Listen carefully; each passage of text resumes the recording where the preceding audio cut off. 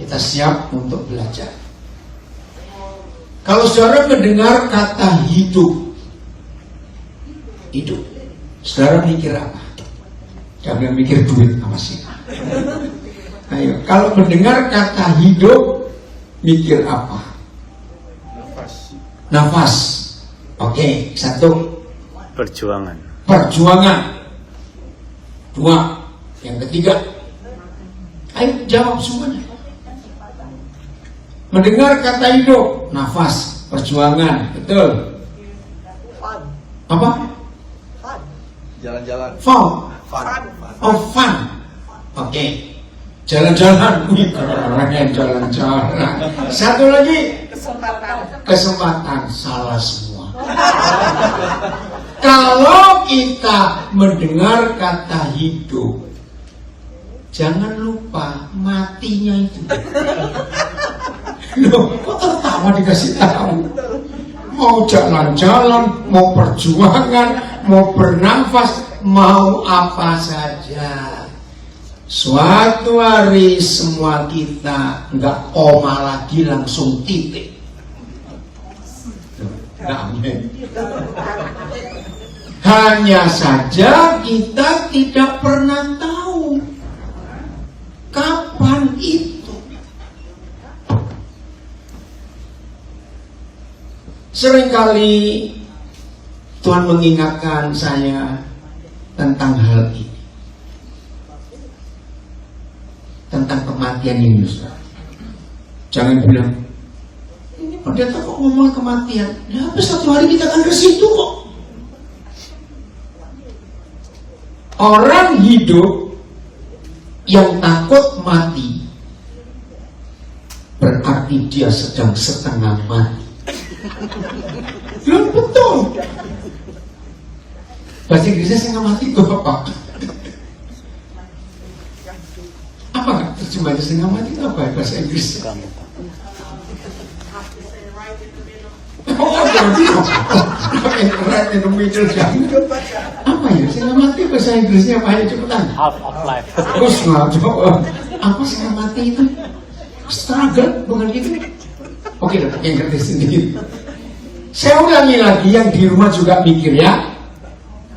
Kalau kita hidup dan takut mati, itu salah atau benar? Salah. Mau nggak mau kita akan sampai ke titik itu. Nah, maka itu orang hidup yang takut mati, dia menderita sekali selama itu. Saya beritahu, hanya ada 2 penyebab orang hidup takut mati, itu cuma 2 penyebabnya. Mudah-mudahan kalau saya sebutkan penyebabnya nggak ada orangnya di sini. Sombong banget. Amin. 1, orang hidup takut mati karena dia sadar dosanya kebanyakan. Betul loh? Maka itu takut mati. Nah, yang seperti ini ada jawaban. Yesus Kristus Tuhan yang bisa menebus, mengampuni kita dari dosa. Enggak, amin. Jadi yang sadar masih kebanyakan dosa, hari ini ada dia. Amin. Nggak usah takut. Akui semua dosa kejahatan kita minta ampun, dia pasti mengampuni. Coba kita baca dulu 1 Yohanes 1 ayat 9. 1 Yohanes 1 ayat 9. 2 minggu lalu saudara, saya ikut bersedih sekali. Saya punya teman baik di Karawang, ya, Jawa Barat. Pelayanannya luar biasa. Mereka pengusaha. Ya, walaupun tidak full time, dia juga khotbah. Nah, Desember yang lalu mereka berempat. Jadi anak pertama lagi, anak kedua perempuan. Mereka berempat jalan-jalan ke Eropa. Pas saya ada di Eropa, mereka tanya, coba kalau hari Minggu tanggal ini, bulan ini, November, Desember, Eropa, saya di kota ini, Ada gereja Indonesia enggak? Ya saya kenalkan saudara, sukacita luar biasa. Nah 2 minggu yang lalu, malamnya itu mereka berempat masih doa sekeluarga. Anak-anak mereka belum menikah, umur 20 sudah lulus kuliah. Tiba-tiba kakaknya itu nunggu, ini adiknya kok gak keluar-keluar kamar. Suruh waktunya berangkat kerja, kamar dibuka, ini anak sudah meninggal. Anak perempuan satu-satunya, nggak ada sakit apa-apa, keluhan juga tidak. Jadi untuk orang meninggal itu nggak harus nunggu sakit. Setuju saya ngomong itu? Setuju. Itu bisa terjadi sewaktu-waktu dalam hidup kita. Ayo kita baca bahasa Indonesia dulu sama-sama ya. 1, 2, 3. Jika kita mengaku dosa kita, maka Dia adalah setia dan adil, sehingga Tuhan ngapain? Akan mengampuni segala dosa kita, dan ini Dia ngapain? Menyucikan kita dari segala kejahatan kita. Tidak pakai syarat apa-apa. Ngaku, Tuhan ini dosaku, ini kejahatanku, ini kekurangan ajaranku, aku bertobat. Bahasa Inggris 1, 2, 3, 4. If we confess our sins to Him, He is faithful and just, ini dia, to forgive us and to cleanse us from every wrong. Nah, kalau ada di antara kita masih sadar, aduh dosaku banyak, sehingga kita takut mati, ada jawaban. Oh nggak amin? Amin. Penyebab kedua orang takut mati itu duitnya kebanyakan. Betul tidak? Orang yang banyak duitnya dan orang yang pas-pasan, mana matinya lebih cepat? Loh yang lebih cepat tuh, yang banyak duitnya nggak mati-mati, perpanjang terus berubah terus. Yang nggak ada duitnya langsung pasrah, jadilah kehendakmu. Betul? Betul. Maka itu kalau kita hidup nggak usah takut mati. Masih takut semua nggak bilang amin. Betul? Karena kita akan sampai ke situ. Maka itu yang saya temukan dalam firman Tuhan. Menjadi kaya atau miskin itu pasti atau tidak? Tidak. Jawab. Menjadi kaya atau miskin itu pasti atau tidak? Tidak. Tidak, tergantung orangnya. Menjadi bodoh atau pandai pasti atau tidak? Tidak. Punya rumah, tidak punya rumah. Punya mobil, tidak punya mobil. Menikah, tidak menikah. Itu pasti atau tidak? Tidak. Tidak. Satu-satunya yang pasti dalam hidup adalah kematian. Catat ini, kematian itu yang pasti. Nah, saya ajak saudara mikir, kalau begitu dalam hidup ini, yang paling perlu dipersiapkan, yang pasti atau tidak pasti? Yang pasti. Ya sudah. Betul? Orang kaya mati juga enggak? Mati. Ya sudah. Nggak ada orang yang bisa melawan hal ini. Ini kepastian. Maka itu berbahagialah setiap kita kalau kita punya persiapan. Nggak amin lah. Amin. Satu kali saya ada di Grendel, ya, pemakaman, tapi yang sebelah mana saya lupa.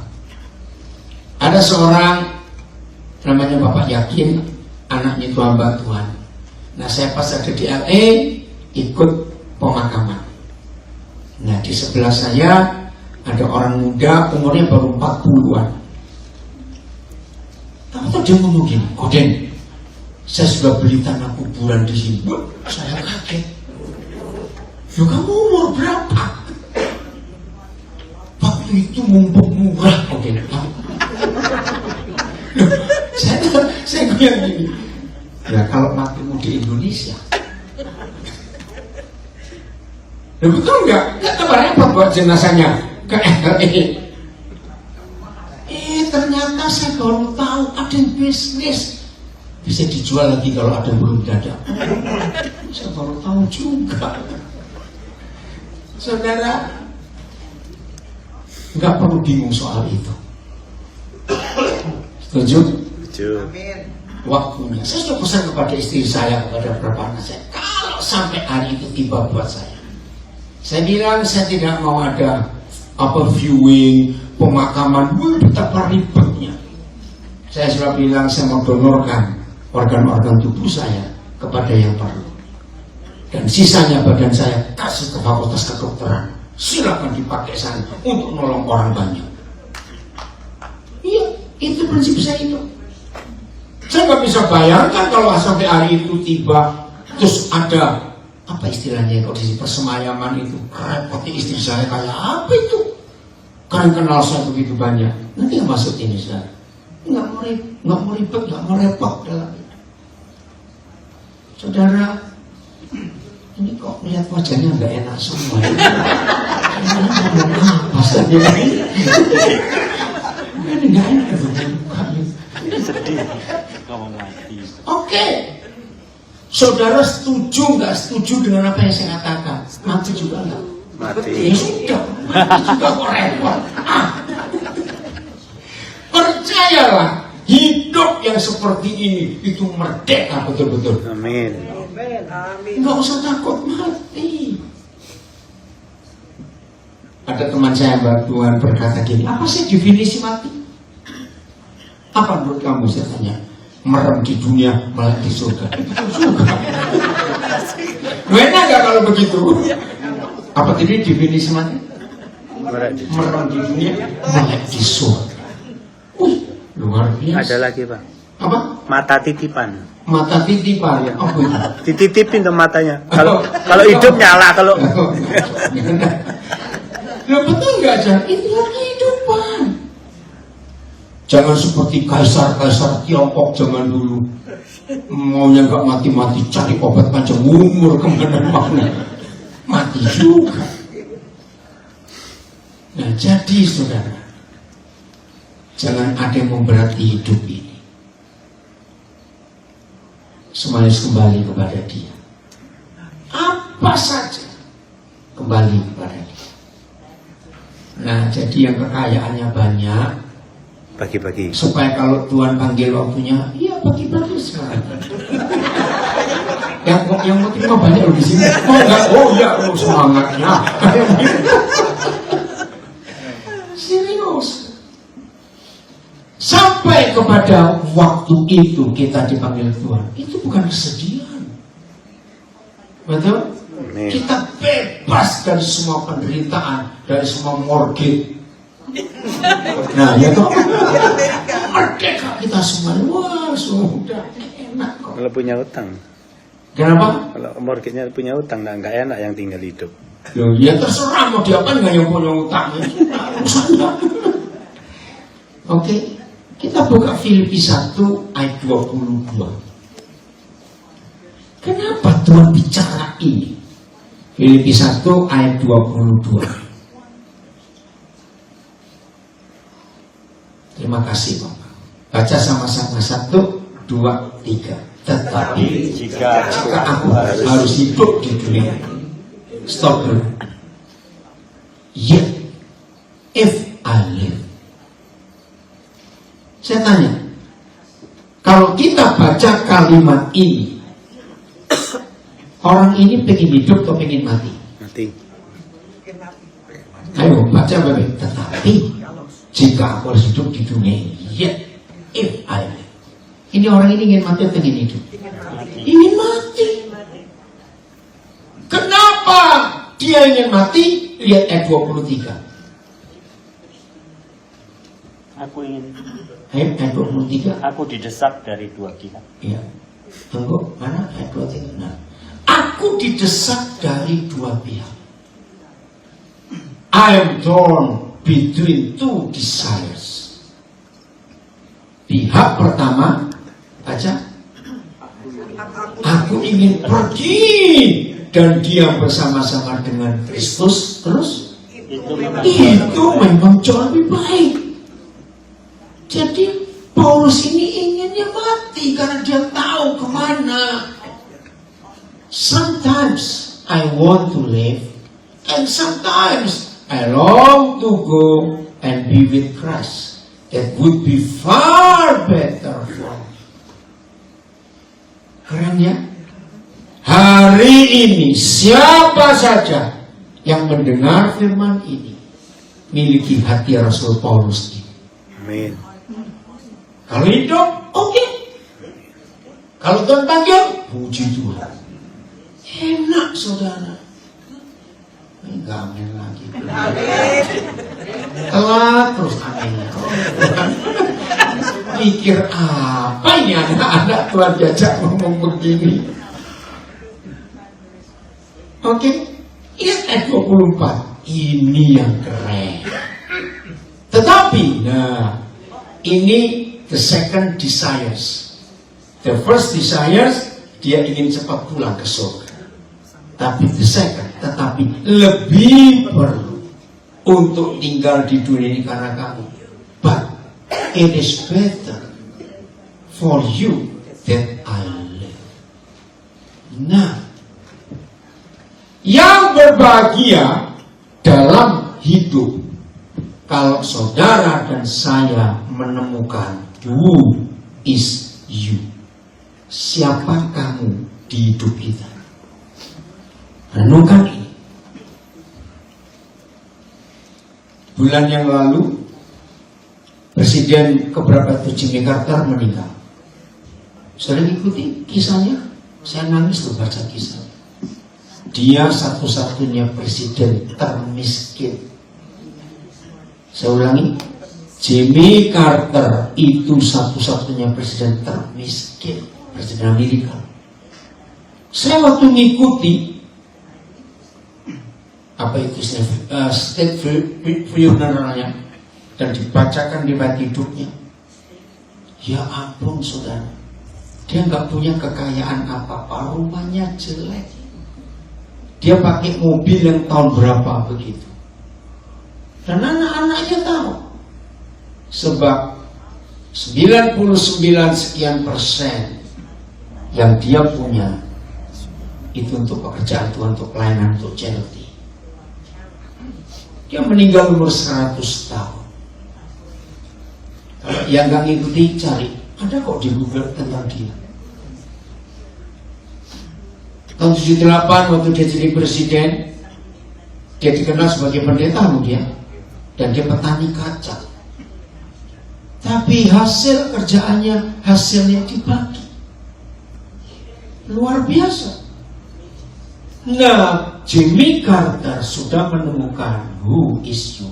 Kamunya itu siapa?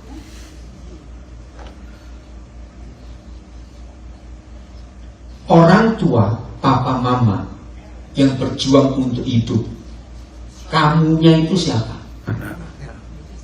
Anak-anak. Betul? Tapi setelah anak-anak sudah dewasa, sudah menikah, kan nggak perlu orang tua berjuang lagi untuk mereka. Lu ya atau tidak? Tapi orang tua masih sehat, masih kuat. Nah, ayo kita temukan kamu itu siapa? Buat kita, papa mama, yang anak-anak sudah mapan semuanya. Kalau saudara tanya saya, jadi buat Pak Daniel, kamu itu siapa? Saya jawab, anak-anak Papua. Saya akan terus berjuang untuk mereka. Bahkan saya pernah berdoa, Tuhan kalau boleh, jangan panggil saya dulu sebelum saya melihat tidak ada anak Papua yang gak bisa sekolah. Itu perjuangan saya untuk mereka. Nah, saya tidak tahu saudara yang gak punya anak, yang punya anak, temukan kamu. But it is better for you that I live. Nah, begitu saudara dan saya tahu ketika masih hidup ini dan kita punya objek, punya sasaran, kamu, you. Temukan itu.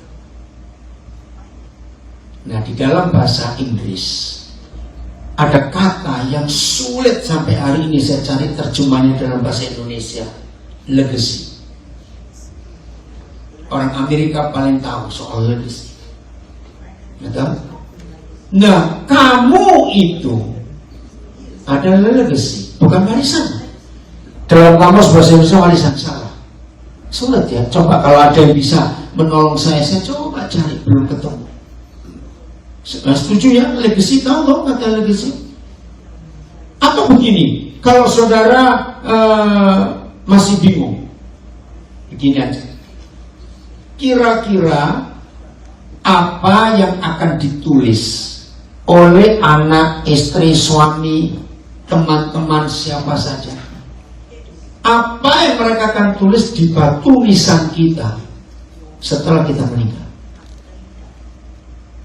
Nangkep? Saya tahu kalau hari itu tiba buat saya, wih, anak-anak bapak akan nulis sesuatu di kuburan saya kalau sempat dikubur. Nah, maka itu. Tapi artinya kira-kira nulis apa? Model. Apa? Model. Oke, terserah. Tanyakan dulu. Kira-kira. Saudara, kalau kita mau hidup seperti yang Tuhan ingin, itu luar biasa. Kalau ada maling terkenal pun, waktu dia mati, nggak mungkin pesan gini kepada keluarganya, tolong tulis di batu nisanku, di sini dibaringkan maling terkenal ini. Mungkin nggak? Saya tanya, aku aja jawab lah. Ya sudah jawab, bukan maling aja, aku takut jawabnya Maka itu pikir, kira-kira orang akan nulis apa di batu nisan kita kalau hari itu tiba. Nah, hidup yang seperti ini itu luar biasa. Amin. Coba noleh kiri kanan, tanya, kamu takut mati? Coba. Dengar juga saya ngomong bisik-bisik begini. Gak usah takut mati. Jadi saya balik lagi. Jadi kalau kita mendengar kata hidup langsung mikir apa? Mati. Karena itu pasti akan terjadi. Lucu ya? Saudara yakin nggak? Kalau kita nggak takut mati, tidurnya nyenyak sekali. Betul? Maka itu nggak ada beban apa-apa dalam hidup ini. Sudahlah, ayo kita selalu tahu apa yang Tuhan katakan. Nah, kembali, kenapa kok tertawa? Lu jangan kalau kita mati, jangan dulu kerjaan bersusah. Oh, ini salah ya, kalau kita mati. Jangan. Jangan dulu. Oke, kembali ke ayat 21 dulu, 21 ya. Filipi 1 ayat 21. Aneh. Filipi 1 ayat 21. Karena bagiku hidup adalah Kristus dan mati adalah keuntungan. For to me, living is for Christ. Nah, kalau Indonesia kata for jelasin. And dying is even better. Satu-satunya cara untuk kita bisa mengenal ayat ini, biji, seed, tahu ya? Biji anggur, biji jagung, biji semangka, biji tomat, biji apel, pokoknya biji. Kapan biji itu akan menghasilkan keuntungan? Waktu mati. Kalau dia mau dikubur, betul? Tusuk di dalam tanah, lalu jadi pohon. Nah, dari satu biji yang ditanam, dikubur, percaya bisa ada ratusan ribu biji lagi. Betul?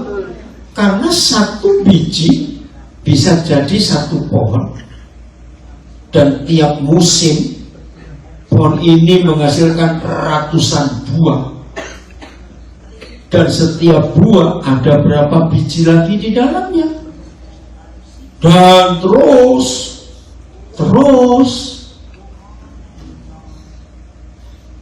ini luar biasa.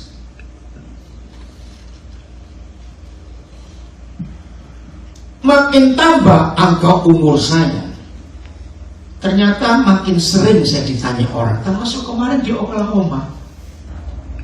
Ada PhD lulusan Perancis, ahli jantung, dia orang Buddha. Tapi nggak tahu kok bisa diajak untuk dengar saya sharing kemarin malam, kami masih di Oklahoma City.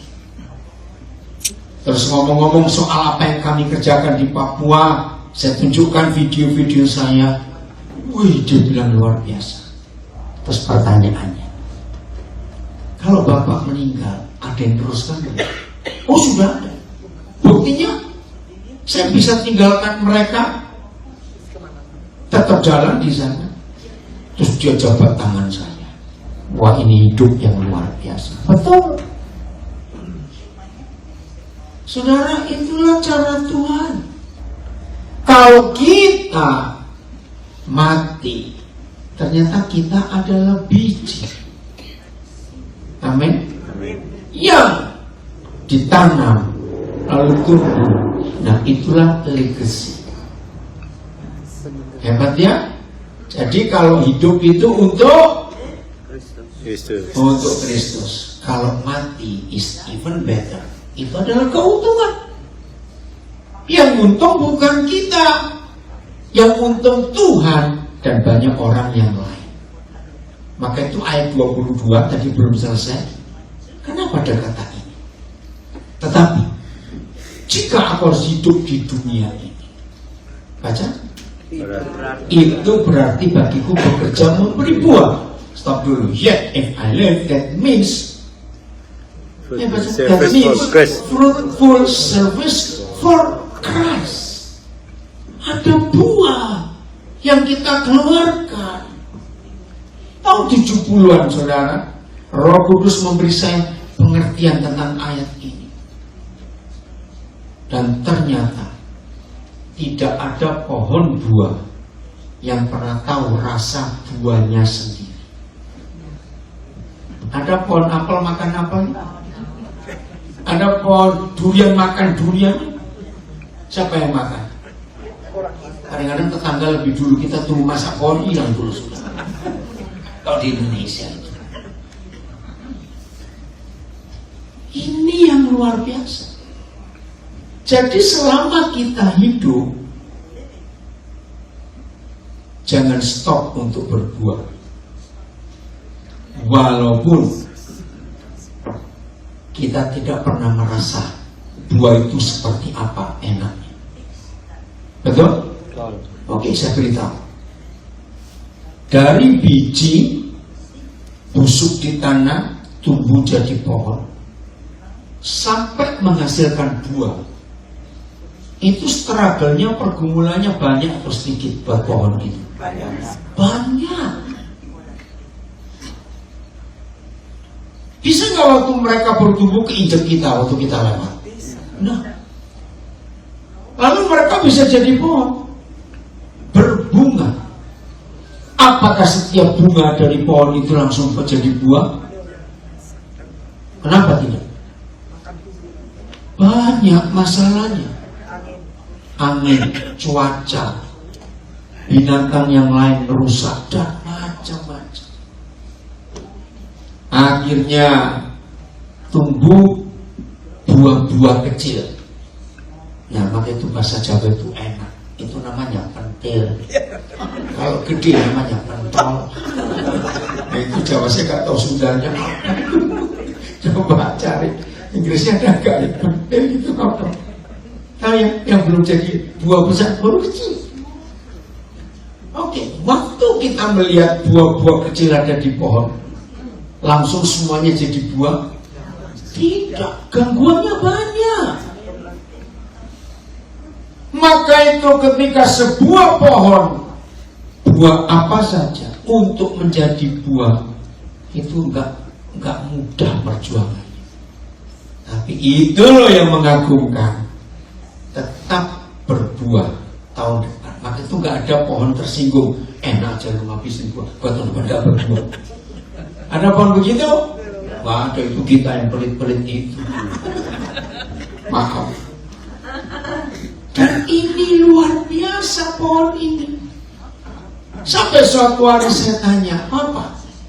Jadi apa sih nikmatnya jadi pohon buah itu? Begitu susah payah perjuangannya, dia nggak pernah tahu rasa buahnya. Saya nangis waktu Papa jelaskan. Dan ya, kenikmatan pohon buah itu cuma satu. Ketika dia melihat banyak orang bisa menikmati buahnya. Wih, saya nangis jauh dari Tuhan. Maka itu kalau buah-buah kehidupan kita dimakan banyak orang, jangan ngomel. Itu memang tugas kita. Amin. Untuk berbuah supaya dinikmati orang lain. Pohon apa yang buahnya nggak bisa dinikmati orang lain? Pohon plastik. Pohon-pohonan. Iya, pohon apa? Pohon-pohonan. Plastik. Jangan jadi pohon plastik. Jadilah pohon hidup. Oke, Mazmur 90. 92, 92. Coba lihat ayat 12. Mazmur 92 ayat 12. Ada firman yang luar biasa. Saudara tinggal di Amerika, khususnya California, harus bersyukur. Satu-satunya wilayah di dunia ini yang punya pohon-pohon yang sudah ratusan tahun. Di Yosemite, pohon apa? Sequoia. Itu gede-gede sekali. Ya, yang masih hidup sekarang sampai di bawahnya bisa mobil 2 lewat itu. Hebat. Oh. Yang pohon yang sampai tua tetap berbuah itu Mas berapa? 91. Iya, 92. 92 ya? 12. Nah, berarti kok itu? Masuk 92 dan 12. Oh, 13. Ya, ini 13. Orang benar akan bertunas seperti pohon kurma, akan tumbuh subur seperti pohon aras di Libanon. For they are transplanted. Oh, ini. Jadi memang ada beda ya. Terjemahan bahasa Inggris, bahasa Indonesia, angkanya itu. Inggrisnya? Indonesia di 14. Oh, 14 ya. Indonesia. Itulah ini bingung. Angkanya beda. Pada masa tua. Angkanya, oke. Jadi kita enggak. Kaktus itu di desert. Ya. Gurun tandus, tapi gurun pasir itu hanya kurma yang bisa. Di Amerika, apalagi California banyak pohon kaktus. Itu daerah gurun, tapi bukan gurun pasir, beda. Nah ini gambaran kita orang-orang benar, seperti pohon kurma. Wih, luar biasa, bisa menghidupi banyak orang di tengah ketandusan. Karena satu buah kurma segar itu kalorinya cukup tinggi, itu membuat orang tetap bisa hidup di tengah panas tanpa minum, tanpa makan. Kalorinya tinggi sekali. Berapa itu? Kita makin tua tetap berbuah. Berapa? 14. Coba. Ya. Maafin ya Kak, pusing angka ayatnya. Pada masa tua. Terus? Pada masa tua Ya. mereka Multimedia. Nah ini dia. Yang Inggris itu, even in old age, they will still produce fruit. They will remain vital and green. Nah ini Indonesia berapa ini? 14. Pusing ya ini? 14, 15. Ya sekarang 15 berarti bahasa Indonesianya coba lihat. Even in old age. Ayo 15 bahasa Indonesianya. Pada masa tua. Pada masa tua. Oh ini baru betul, ini baru sama ini. pada masa tua pun mereka masih berbuah, menjadi gemuk dan segar. Jadi orang-orang gemuk ada ayatnya. Jangan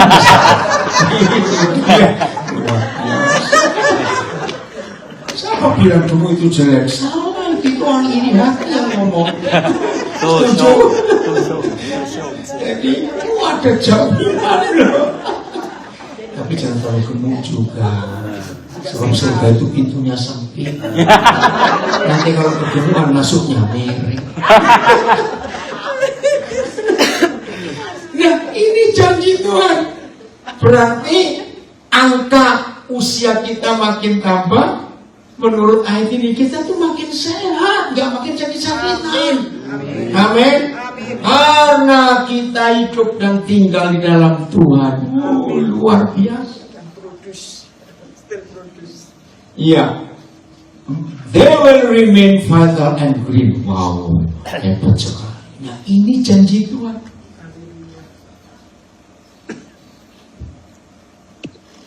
Yesaya 65 ayat 22.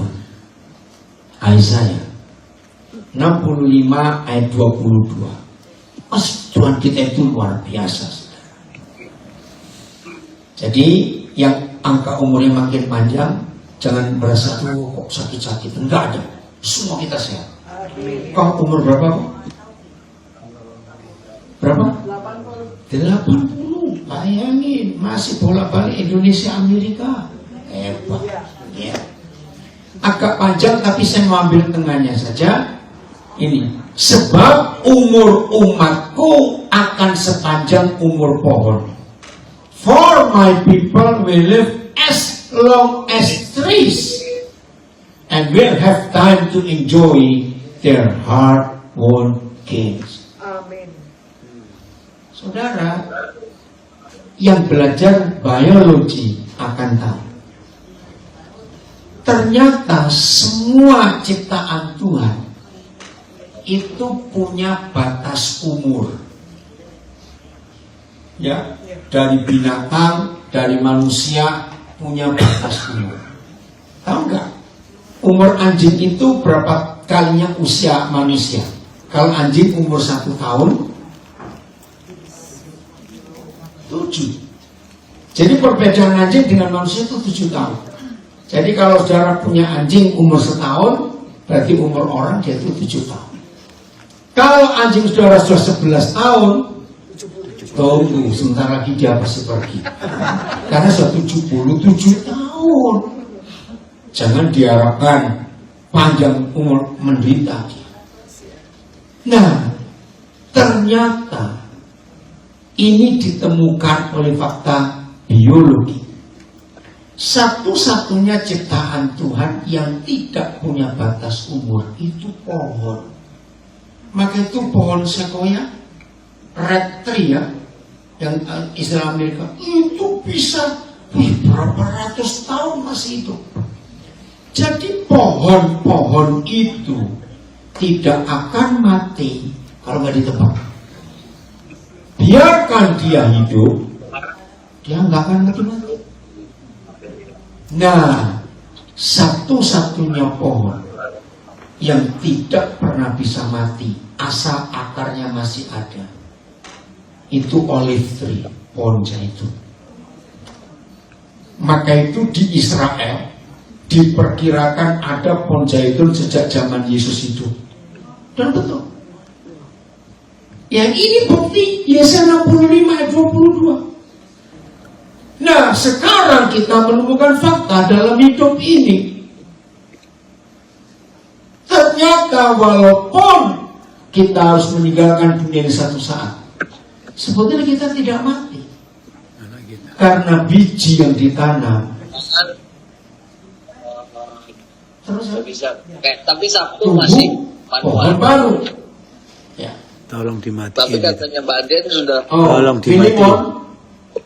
Filimon suaramu. Siapa yang jaga, tolong Filipus matikan. Saudara dengarkan ini. Jadi kalau kita jadi biji yang ditanam, berarti kita ada nyambung hidup gak? Itu dia. Itu legacy. yang luar biasa. Maka itu saudara, ayo mulai hari ini kita mikir itu. Nah, kalau satu hari nanti tiba waktunya untuk kita, ternyata kita nggak mati, ada yang melanjutkan. Kok amin ya? Nanti nggak konsep ini dan terus begitu. Saya buktikan orang California. Salah satu tempat yang saya belum berhasil masuk atau kunjungi itu museumnya, bacanya Pak Getty, 10 ya atau 5? 405. Yang satu ada di 10. Yang satu ada 2 toh, yang rumahnya Getty itu. Saudara, menyedihkan hidup orang ini. Tapi legasinya masih ada, yaitu rumah mereka hebat. Nah, kisah hidup Getty ini difilmkan sebagai true story. Judulnya All Money in the World. Aduh, saya berapa kali nonton film itu karena saya ngajak orang-orang kaya untuk sadar ini loh. Kalau kaya tapi tidak takut Tuhan. Getty ini meninggalnya sangat menyedihkan.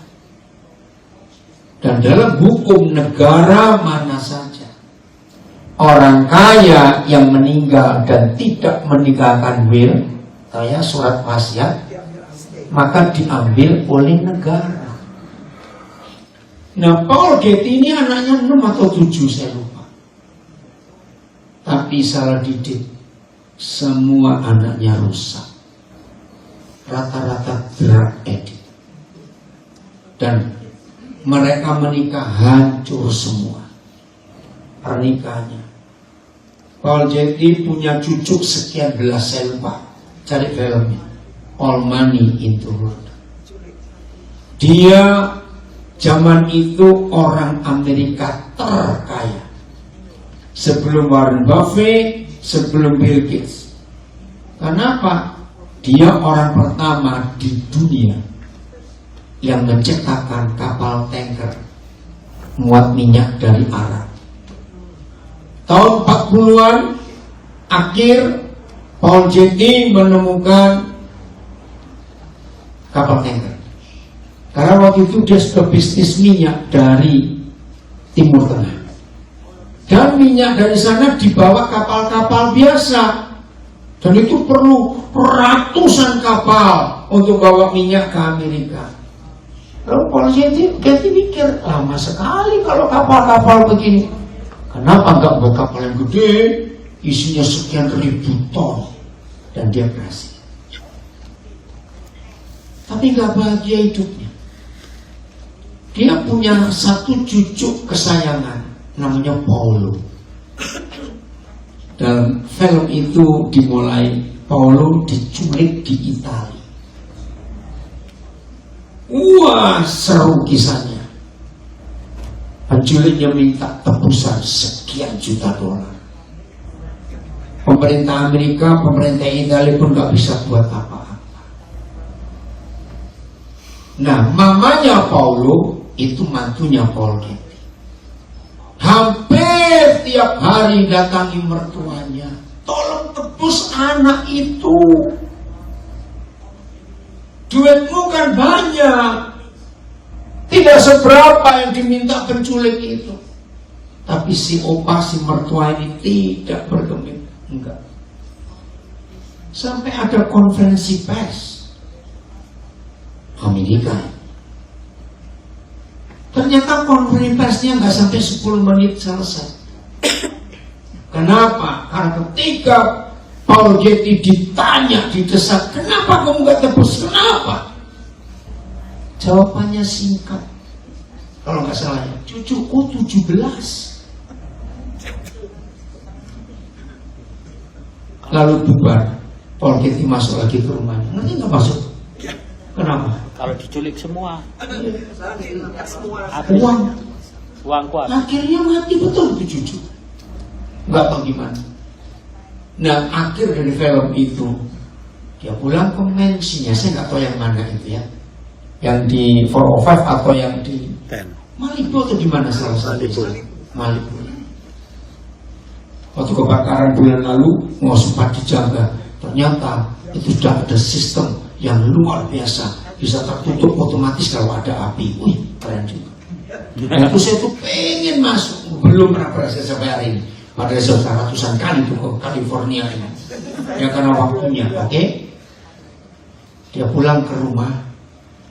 Di film itu dia keliling melihat kekayaannya, barang-barang antik yang nilainya nggak tahu berapa bilion, bukan miliar. Mutar dia ngeliatin semuanya. Terus dia duduk Mati. di kursi kerjanya. Serangan jantung, Mati. dia meninggal di kursi itu. Itu menyedihkan sekali. All money in the world. Akhirnya diambil penjara. Saudara, ayo hari ini kita menyadari kita bisa mati. Tapi menurut Yesaya 65 ayat 22, bisa mati enggak? Tidak. Enggak. Akan berlanjut terus. Ini hukum yang luar biasa, sangat mengagumkan. Yang terakhir, kita lihat Yohanes pasal 12. Yohanes 12. Tolong saya carikan di perikop ayat berapa yang ada judul Yesus ditanya oleh orang-orang Yunani. Perikop ayat berapa? Ada Alkitab di sini ya. Tolong, ada? Ayo lihat Alkitab, bantu saya coba. Yohanes 12 9 atau berapa? Tolong. Yang di rumah online Filipus ayat berapa itu? Yohanes 12 ayat berapa? Ada? Atau kalau nggak di Alkitab? Tolong siapa? Siapa? Ambil Alkitab ya, ambil pinjam. Oke, terima kasih. Maaf ya. Oke. Berapa coba saya cari dulu. 9. 12. 9. 9 ya. Bentar, mana dia? Oh iya, 20. 20, makasih. Mulai 20, coba lihat Yohanes 12. Makasih. Ya betul. Mulai 20. Nah, 20. lihat judulnya. Yesus memberitakan kematian. Di antara mereka yang berangkat untuk beribadah pada hari raya itu, ya ini hari raya terbesar buat orang Yahudi. Mereka punya 7 hari raya. Terdapat beberapa orang Yunani. Terus orang-orang itu pergi kepada Filipus yang berasal dari Betsaida di Galilea. Lalu berkata kepadanya, Tuhan, kami ingin bertemu dengan Yesus. Jadi begini, setiap hari raya Pondok Daun itu seperti hari Lebaran di Indonesia, ya. Lalu orang-orang itu pulang ke kampungnya. Nah, dalam hukum Musa wajib, ya, kalau orang Islam berhaji ke Mekah, orang-orang Yahudi dari seluruh dunia harus pulang ke Yerusalem untuk merayakan Pondok Daun. Nah, hari itu ada orang-orang Yahudi dari Yunani, ya, paid a visit to Philip. Mereka dengar berita tentang Yesus. Jadi mereka pikir sekalian sudah jauh-jauh berjalan, karena dulu nggak ada mobil, nggak ada pesawat tuh. Dari Yunani ke Yerusalem itu berapa minggu perjalanan. Nah, mumpung sudah sampai ke Yerusalem, sekalianlah ingin tahu Yesus itu siapa. Nah, cari berita, mereka tahu, oh ini murid Yesus. Ketemu Filipus. Terus ayat 21, ini 22. Filipus pergi memberitahukannya kepada Andreas. Jadi, AC. Oh iya, aduh. Ya. Nggak bisa. Ya, tolong di mute. Filemon, tolong mute. Ya. Oke. Ya. Filipus pergi memberitahukannya kepada Andreas. Lalu Andreas dan Filipus menyampaikannya pulang kepada Yesus. Dengar, ini kisah menarik. Saya beri contoh ini. Suatu hari datang bertamu orang, ya kita ini anak-anak misalnya, cari, Papa ada? Kenapa? Kami mau ketemu papamu. Ya, terus sebagai anak-anak kita beritahu Papa, bukan Pak, ada orang mau ketemu. Loh gitu nggak? Cepat mikir ya. Nah, ini dia. Jadi mereka mendatangi yang Filipus ngajak Andreas, Guru, ada orang mau ketemu. Tetapi Yesus menjawab mereka katanya. Nah ini saya mau baca dengan cepat. Telah tiba saatnya anak manusia dimuliakan. Cepat ya, ayatnya cepat. Halo, multimedia, ayatnya mana? Cepat.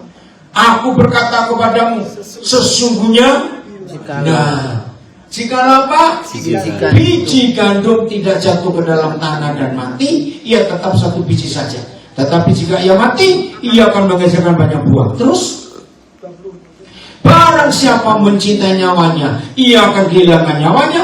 Tetapi barang siapa tidak mencintai nyawanya di dunia ini, ia akan memeliharanya untuk hidup yang kekal. Terus, barang siapa melayani aku, ia harus mengikut aku, dan di mana aku berada, di situ pun pelayanku akan berada. Barang siapa melayani aku, ia akan dihormati Bapa. Terus, sekarang jiwaku terharu, dan apakah yang akan kukatakan? Bapa, selamatkanlah aku dari saat ini. Tidak, sebab untuk saat inilah aku datang. Ya, terus, Bapa, muliakanlah namamu. Maka terdengar suara dari surga, aku telah memuliakan Yesus dan aku akan memuliakannya lagi. Saya tanya, kalau saudara Andreas dan Filipus, pusing gak jawabannya sepanjang itu?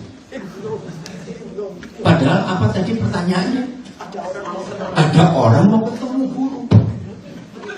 Jawabannya kan harusnya ya nanti saja, atau sekarang suruh datang. Loh ya atau tidak? Ini jawabnya panjang sekali. Saya percaya Filipus pusing. Terus nyampaikan apa nih ke orang-orang ini? Tapi ada rahasia di sini. Udah habis ayatnya, ayat berapa sekarang? Ayatnya. Orang banyak yang berdiri di situ dan mendengarkannya berkata, bahwa itu bunyi guntur. Ada pula yang berkata seorang malaikat telah berbicara dengan dia. Akhirnya tidak ada jawaban boleh ketemu atau tidak. Tapi setelah saya terangkan tentang biji tadi, dan Yesus berkata, aku seperti biji gandum yang sebentar akan ditanam karena kau akan dibunuh. Dan dari satu biji gandum ini akan jadi pohon gandum, dan akan jadi banyak kan? Nanti ini dia. Beritahu mereka, nggak usah ketemu aku sekarang. Kamu biji-biji gandum setelah aku mati. Lo ngerti nggak? Artinya Yesus nggak mati. Yesus hidup kembali di dalam kita. di hidup kita. Jadi artinya gini jawabannya. Beritahu mereka Filipus, Andreas, kamu gak usah ketemu Yesus sekarang. Nanti kamu akan ketemu Yesus lewat kami, murid-muridnya. Amin. Ini luar biasa. Maka itu kalau kita menjadi Kristen, jangan cuma rajin ke gereja saja.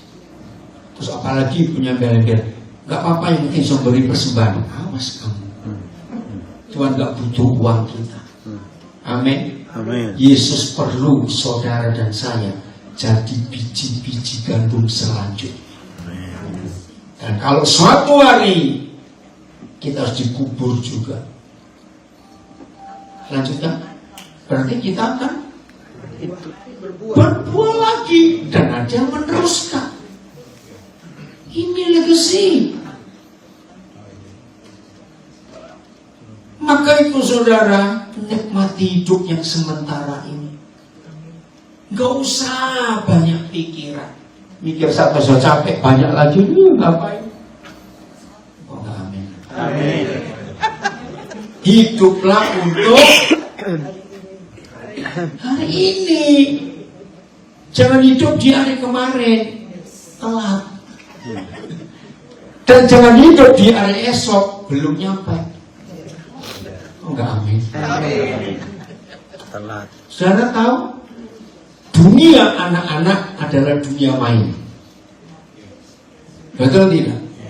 Maka itu kalau ada papa mama kecil, anak main dibentak, jangan main-main. Ini orang tua gak tahu diri. Dulu juga main. Hidup mereka itu adalah main, nggak bisa dilarang. Main HP. Nah, maka itu kenapa Tuhan Yesus berkata belajarlah kepada anak-anak. Ini saya menemukan rahasia. Karena anak-anak itu hanya tahu hari ini. Coba tanya besok, mereka nggak bisa describe besok itu apa. Begitu pula kemarin, sudah lupa. Anak-anak hidupnya cuma hari ini, taunya main dari pagi main terus. Gak apa-apa, itu dunia mereka. Makin terkejam kalau kita papa mama menarik anak-anak kita ke dunia kita jahat. Kalau orang tua, papa mama ingin anaknya diam terus, kasih COVID-19 jadi. Setuju? Jadi kalau saudara ingin anak-anakmu diam, Siapa tidur? kasih penyakit, obat tidur, kasih penyakit dia diam. Ngawur ini. Wah. Ini kejam.